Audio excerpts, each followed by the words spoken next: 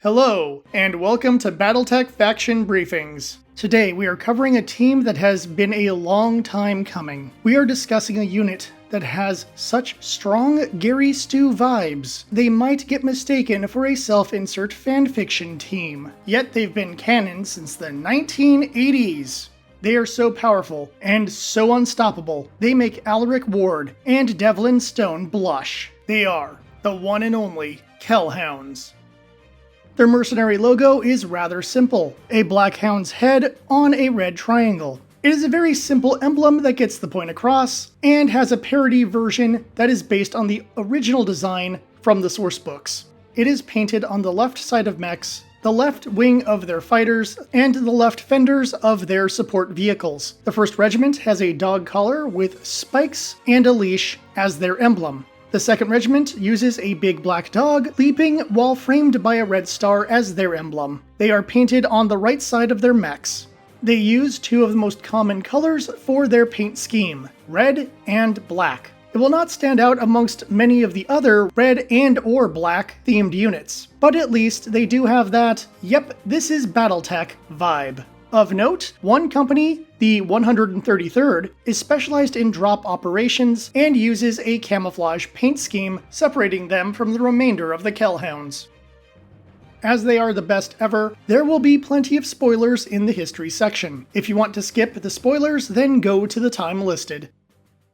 The Kell Hounds were brought together in 3010, after both Kell brothers had graduated from the Nagelring Academy, at the top of their class, with the 2 best scores ever. With the backing of their family company and inherited wealth, they went to Galatea in order to build their own mercenary unit. They hired the best technicians, which led to numerous top-rank pilots applying to join the newly formed unit. Their time on Galatea was filled with conflict from the beginning. The Kells ran afoul of a crime boss, which ended in a scheme where Patrick Kell had to fight in a fixed duel, which he won, and the crime boss lost most of his power. After that, they had to deal with a religious sect that wanted control of the planet. A short campaign later, and Galatea was safe. Their first contract came near the end of the year, when they signed with House Steiner. Despite lacking any major experience, they were hired by their aunt, by marriage, Katrina Steiner. Everyone was shocked. They were garrisoned on Tharkad for a short time. After a few weeks, Morgan Kell would be off assisting with setting up a war game between the Lyran Commonwealth and the Federated Sons on Zavi Java. However, a raid by the Ion Knights messed up the plan. Morgan Kell and Ian Davian would assist the local militia and drive off the raiders. Afterward, Morgan would be horrified to learn that his girlfriend, a prostitute he met on Galatea, was kidnapped. The Hounds were coerced by the kidnappers into attacking some local gangsters. Months later, they would use an odd ruse to discover that the man behind the Ion Knights, Count Samokis, was the one who kidnapped Morgan's personal prostitute. One raid on Duvet later, the Count was dead and they got her back. However, they discovered that there was someone behind the Count. The Kell brothers put together a plan to capture the mastermind.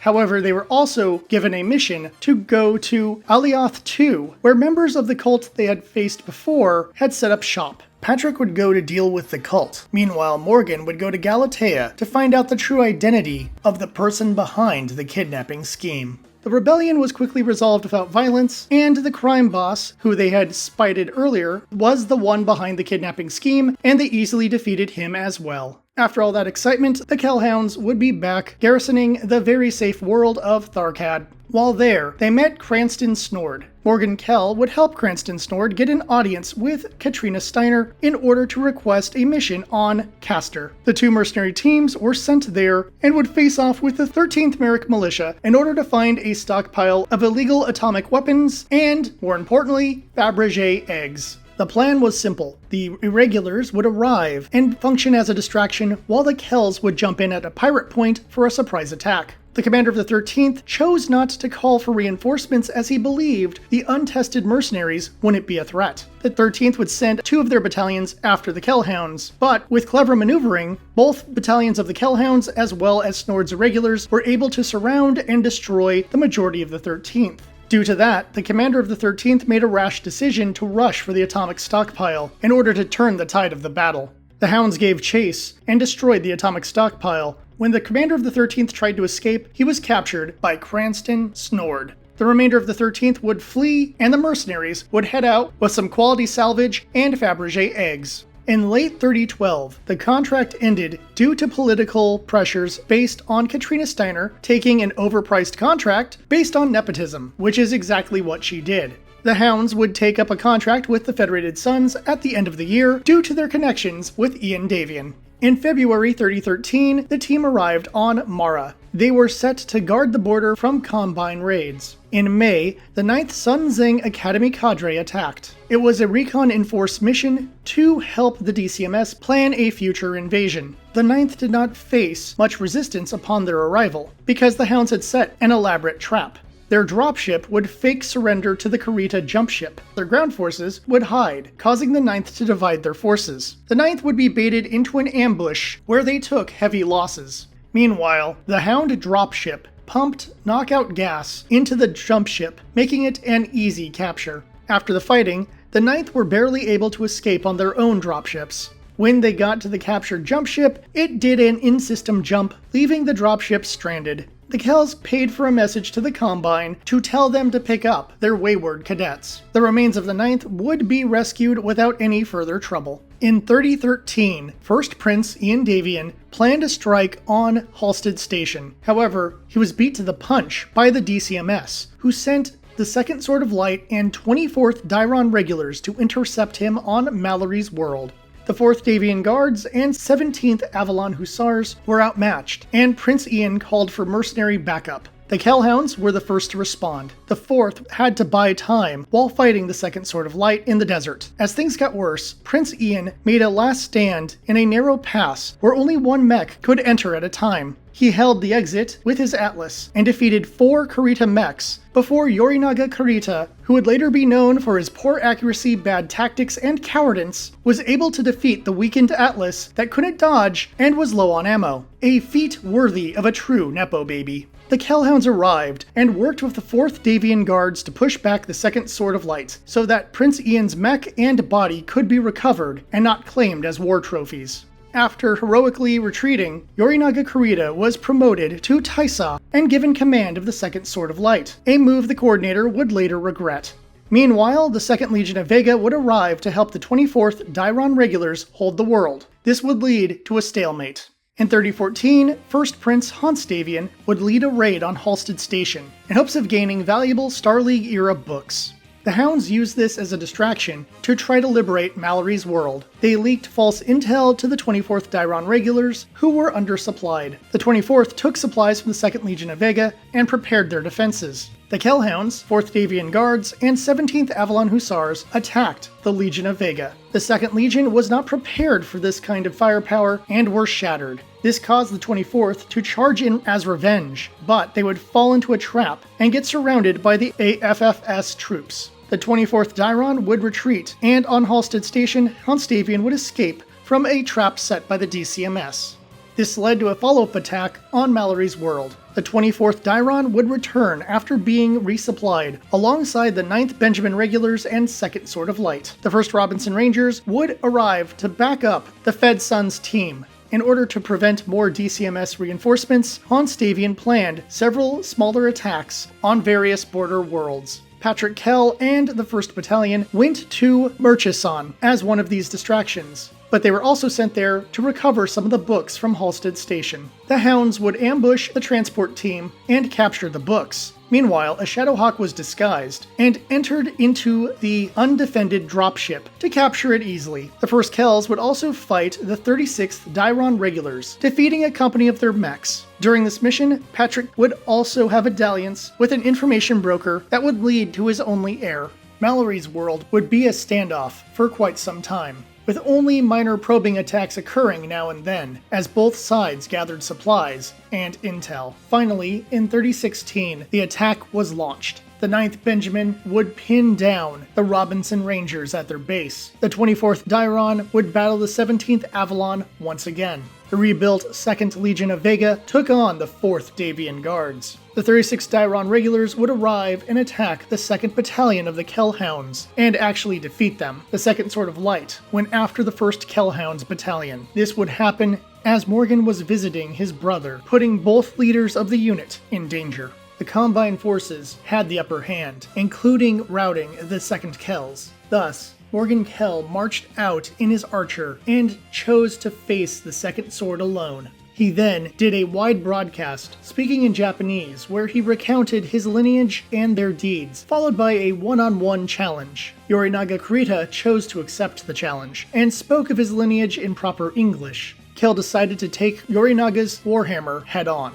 Using his medium lasers, Kell closed the distance. It became an intense duel, with Kell dodging many of the attacks, but neither pilot able to score a direct hit. It appeared that Yorinaga's right PPC was damaged, so Kell moved in closer, but this was a feint. Yorinaga used his PPC to remove the archer's right arm, and the impact caused the archer to stumble to its knees. Yorinaga conducted an alpha strike, firing all weapons, but not a single one hit, a telltale sign of Yorinaga's terrible accuracy. Morgan Kell countered with his LRMs, but they did not have enough time to arm. Still, the barrage did knock the warhammer off balance. The archer stood up, and the warhammer again alpha-striked and missed. Kell would attempt to bow his archer as a sign of respect, assuming that Yorinaga's bad aim was an act of mercy. This bow put Yorinaga in a position where it would be dishonorable to fire again, so he called for a retreat of the DCMS forces, despite victories in several battles. A soldier tried to argue with him, but Taisa Kurita just killed him. Kurita then took his swords and tossed them out the canopy of his warhammer, signifying his utter defeat. When the fighting was over, Morgan Kell left the Hounds, and dismissed 2/3 of their soldiers.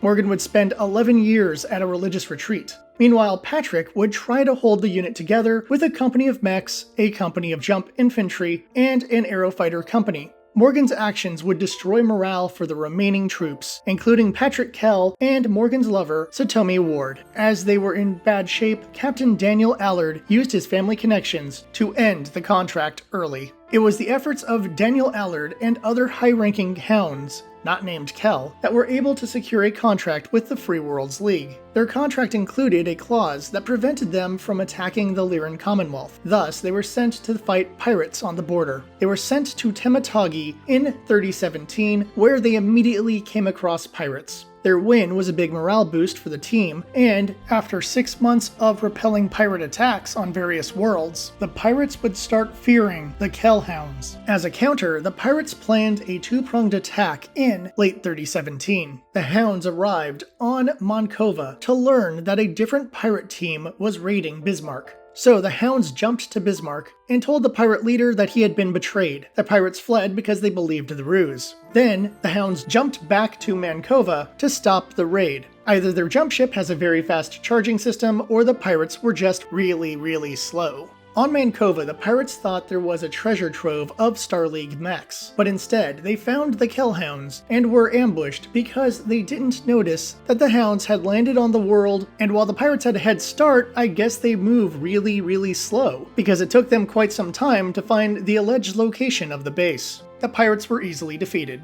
When the Merrick contract ended in 3019, the Hounds took up a contract with House Steiner once again. This time they guarded the border of the Combine and captured yet another dropship by 3023. They took a contract with the Federated Suns at that point to assist with training troops on Robinson and other worlds, including Quentin. Then they went back to the Lyrans in 3026. They were given an easy garrison assignment on Chara 3 to recover and rebuild. In 3027, the Genyosha would be formed with leadership by Yorinaga Kurita. Another mistake by Takashi Kurita. They were on a mission to kill the Kell Hounds. The ISF team came to Chara 3 and attacked. The Kells took out 2 companies with little trouble. However, some of the Kurita forces remained on world in secret. They would do an early morning strike 2 months later. The surprise attack was repulsed, but the Hounds had to flee the world before enemy reinforcements could arrive. They jumped, then jumped again while on low power, and happened to show up at Styx, where they stumbled across the kidnapped Melissa Steiner by sheer chance. As it turns out, she was kidnapped by members of Heimdall in order to protect her from assassins. However, the Genyosha also arrived, having been given intel about Melissa Steiner. There would be a small battle, and Patrick Kell would die due to standing still so that Yorinaga Kurita could shoot him.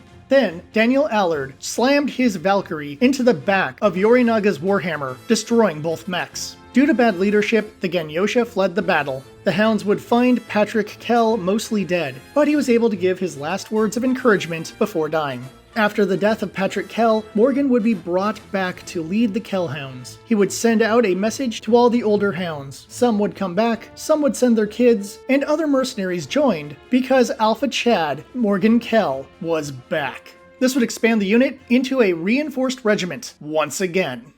The Kell Hounds were fully prepared by the start of the war, each of the battalions doing different jobs. The 3rd Battalion, Bradley's Bravos, would be stationed on North Wind alongside Team Banzai and the 5th Deneb Light Cavalry RCT. In 3029, they would face off with the Ganyosha, 5th Sword of Light, and 36th Dairon Regulars. The creative forces would use a biological attack which hurt all 3 defending teams. Then, the creative forces pushed forward, nearly defeating them. Hans Davian made a deal with the Northwind Highlanders, offering them the world if they could drive off the creative forces. The Highlanders arrived and saved the Fedson's defenders. In May 3029, the 3rd Dairon Regulars would attack Lyons, home to a new settlement for the Heimdall troops that had assisted at the Battle of Styx. The Hounds would arrive to protect the settlement that they had helped set up. As per usual, the Hounds captured the dropships and trapped the Regulars. They would deal heavy damage to the Regulars for destroying the settlement.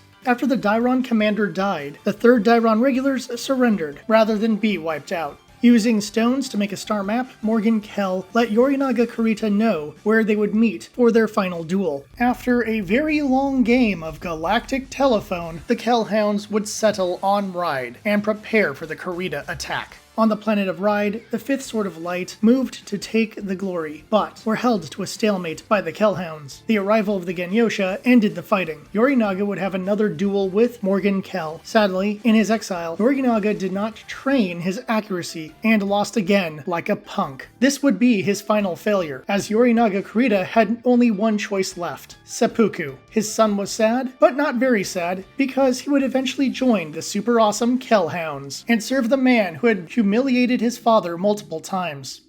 Prior to the war, the Kell Hounds would be stationed on Summer. They were set as defense of the Terran Corridor, but would be moved to Robinson when it was threatened by the DCMS. They would be part of the defense of Robinson and would be stationed there after the war. In 3040, Katrina Steiner died, and Morgan Kell inherited even more money. He used the money and resources to build a 2nd regiment for the unit. This would change the leadership of the Kell Hounds. Morgan was the overall commander, while Daniel Allard would lead the 1st Regiment, and Scott Bradley would lead the 2nd. Prior to the clan invasion, Daniel Allard would be the commander of the Kell Hounds, with Akira Brahe, Yorinaga Kurita's son, taking command of the 1st Regiment. This new leadership structure would get its first test in 3048, when the Capellans invaded Ambergris. The Hounds would work with the local militia to protect the world. They would defeat Warrior House Hiritsu and keep the planet in Fedcom hands.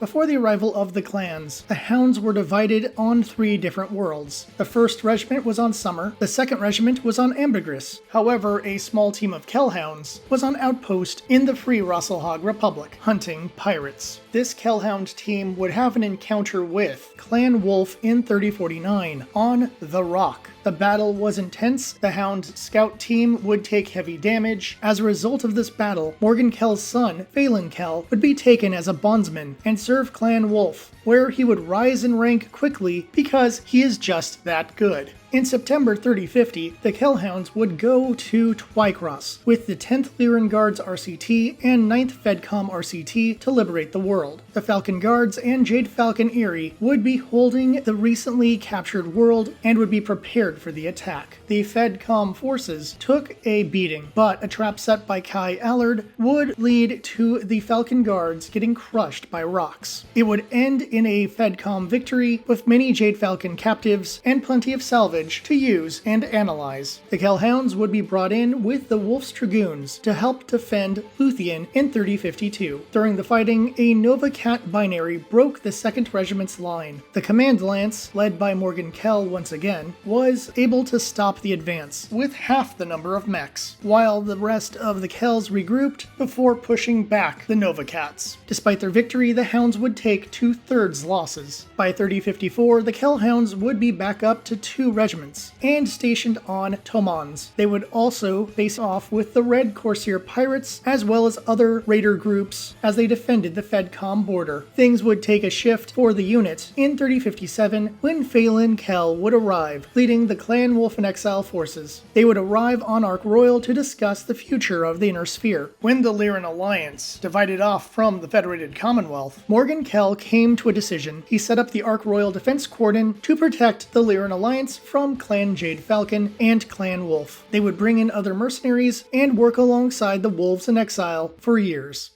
The Kell Hounds would remain stationed on the border between the Lyran Alliance and Clan Jade Falcon. At this time, Grand Duke Morgan Kell was considered the commander of the Kell Hounds despite being retired. The three main commanders of the Kell Hounds all stayed with the rank of Lieutenant Colonel in respect for the totally awesome Morgan Kell. It would be the policy of the mercenaries to not allow anyone to hold the rank of Colonel until after his passing. During the Civil War, the Kell Hounds would remain neutral, and the Ark Royal Defense Cordon would maintain its purpose of protecting the border and allow the events of the Civil War to play out without interference from the Kell Hounds or their allied mercenary forces. During their time holding the border, they would have multiple battles with the Jade Falcons. By the end of this era, the first Kell Hounds were on Graceland, while the second Kell Hounds were on Ark Royal. Both units were 100% upgraded to modern tech with 20% Omni-Tech, making them superior to many house units and making them one of the most powerful mercenary forces of this era. The Hounds and their forces would continue to hold off Jade Falcon attacks, but in 3069, elements of the Jade Falcon, Iota, Mu, and Rho galaxies attacked Graceland. Lieutenant Colonel Daniel Allard would get killed fighting the Falcons. In 3072, the Kell Hounds would help liberate Tharkad. The Word of Blake would counterattack the Kells on Ark Royal, but be repelled. The Kell Hounds would also get involved in liberating Donegal from the Word of Blake as well. However, in 3073, the Kells were on New Exford and would face the 50th Shadow Division, who would shatter the 1st Regiment. In the process, acting commander Christian Kell would get killed by a headhunting attack. By the end of the fighting, they would take 70% losses and flee back to Ark Royal in order to rebuild. In 3077, the Kell Hounds would battle on Genoa as part of the anti-Blake coalition. Akira Brahe would take command and lead the Kell Hounds in the battle to liberate the world of Marcus during Operation Scour. They would face off with the Marcus Protectorate Militia, but after a month, they still had not defeated the militia. It wasn't until the arrival of other coalition forces, made up of the 3rd Lyran Guards, Clan Wolf in Exile Beta Galaxy, and the Marlette Crucis March Militia, that the coalition forces were finally successful. They would then join up with the mission to liberate Terra. They would get involved in the Cairo and Moscow campaigns. They would be nearly wiped out by the end of the Battle of Terra.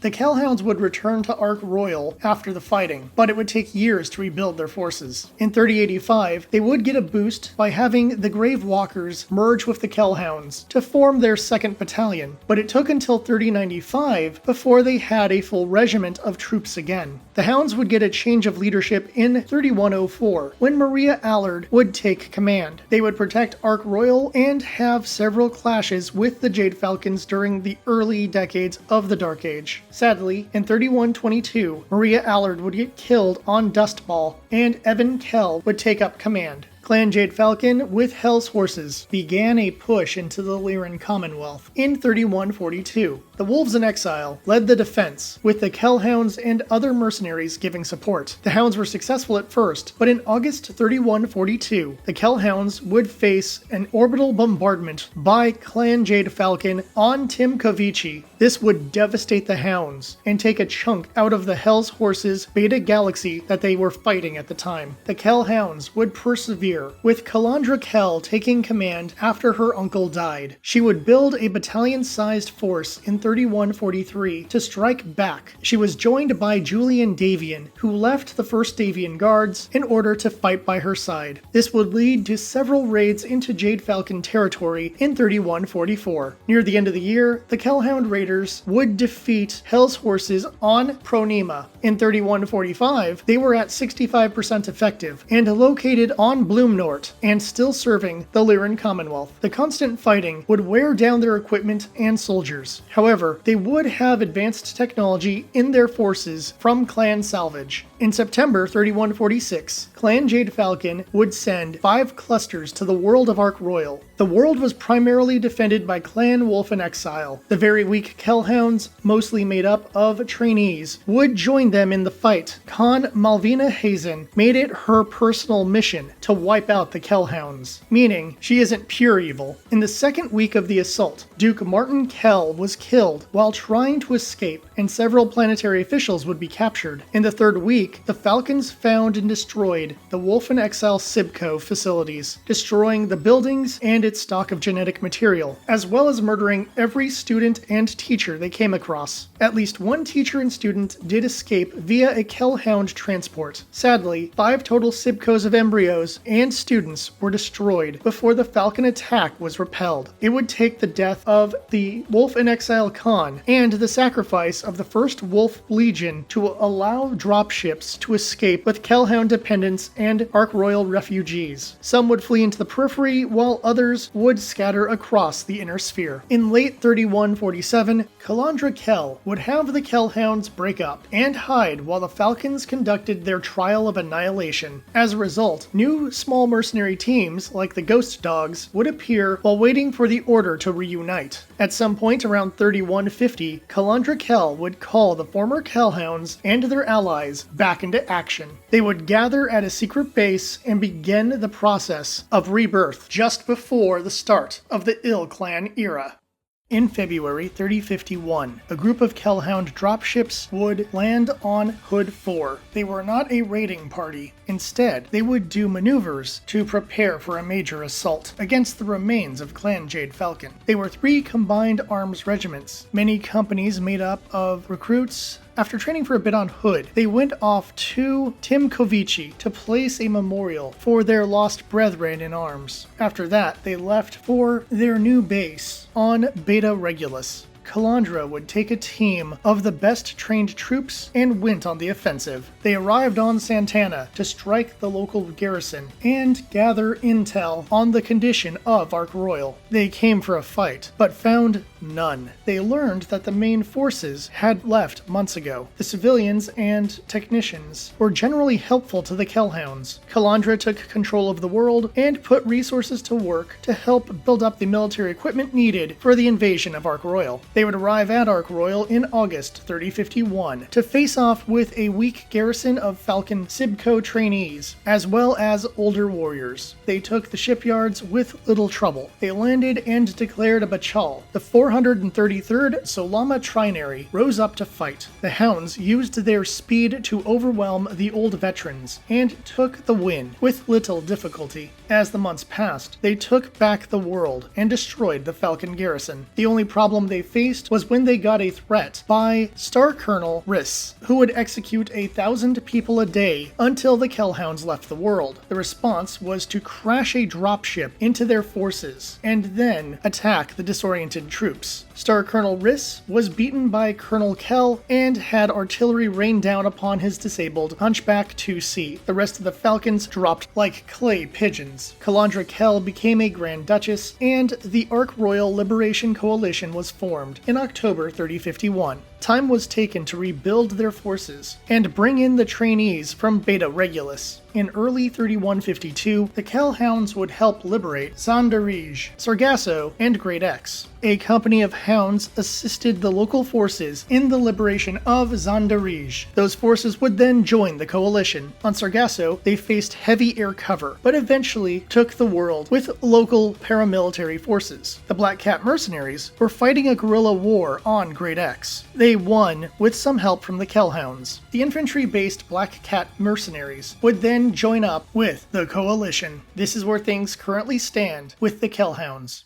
The most overpowered and important mercenaries of all of BattleTech. Their exploits and skill even overtake the often admired Wolf's Dragoons. The key thing to remember is, as long as their creator is writing them, they will be invincible and always come back even if they are destroyed. After all, the Kell Hounds are bad doggos. They never play dead. They just keep barking and making more noise. There are many great pilots in the Kell Hounds. Here are a few of the most notable. Morgan Kell. Arguably the greatest mech pilot to ever live. He has no losses to his name, has many kills to his name, and he ruined the reputation of the Second Sword of Light. He also became a Grand Duke and established the Ark Royal Defense Cordon. He would have done more, unfortunately he died of old age at 97. He piloted an Archer. Patrick Kell.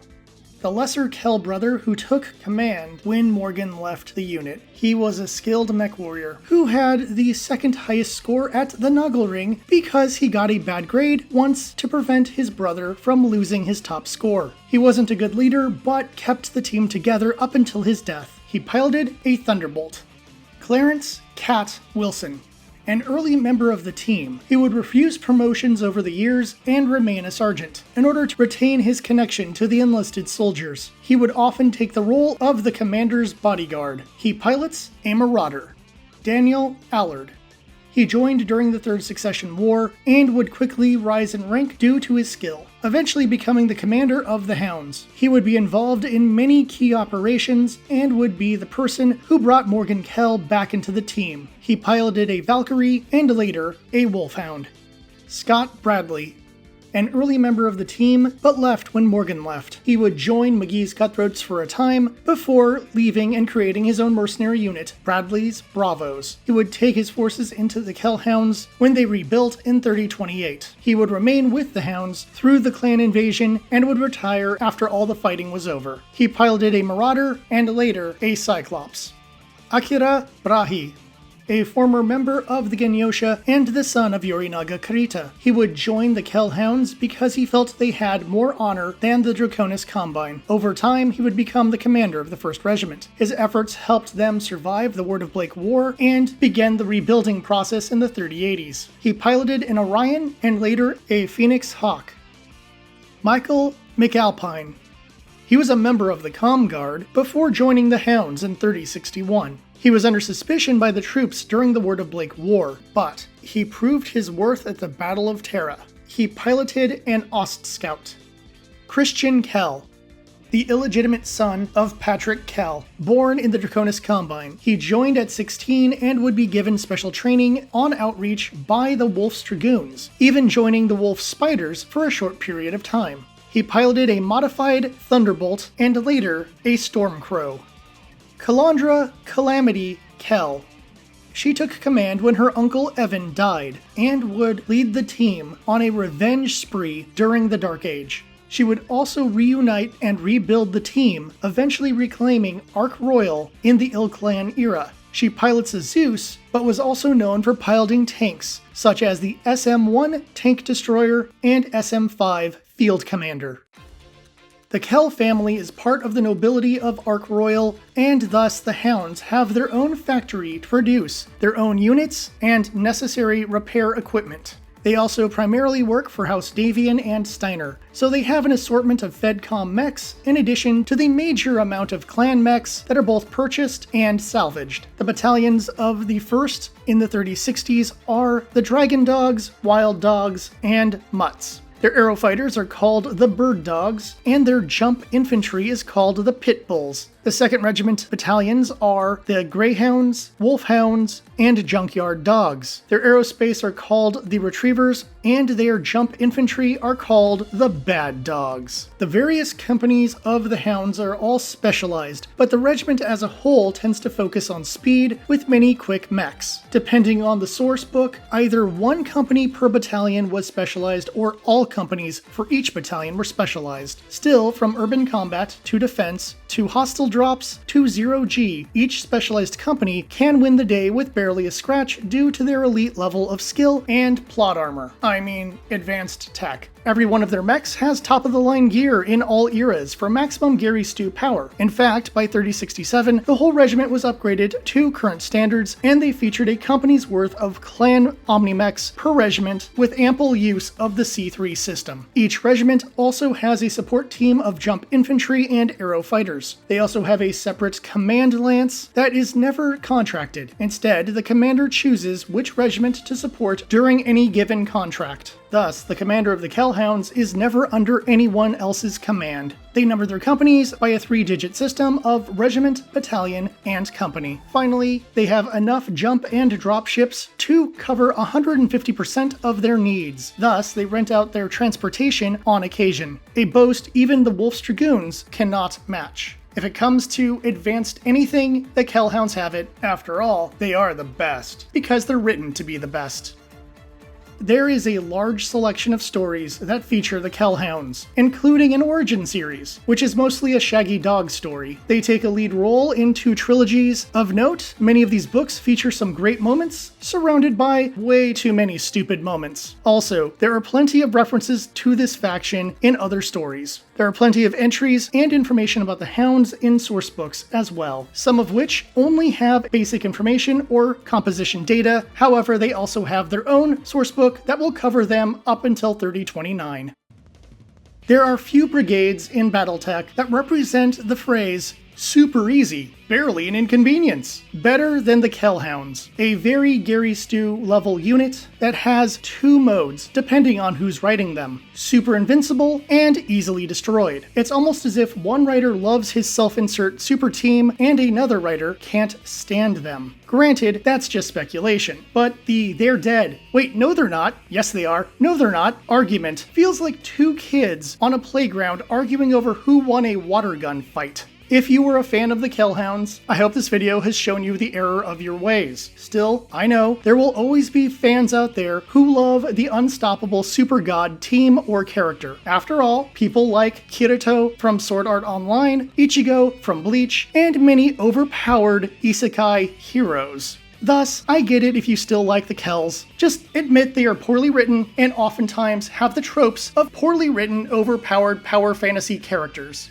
Do not paint up a set of Kell Hounds. There are plenty of other black and or red options. Even if you want to just make them in order to bully them with Clan Jade Falcon, do not do that either. Just let your Jade Falcons fight anyone else. Make the Somerset Strikers. They're at least fun. In fact, if you have painted up a set of them, please don't link me because I don't care. Next month, we are going to talk about the underdogs of the Inner Sphere, the Capellan Confederation. We will begin with the Black Wind Lancers and follow up with the 15th Drakon.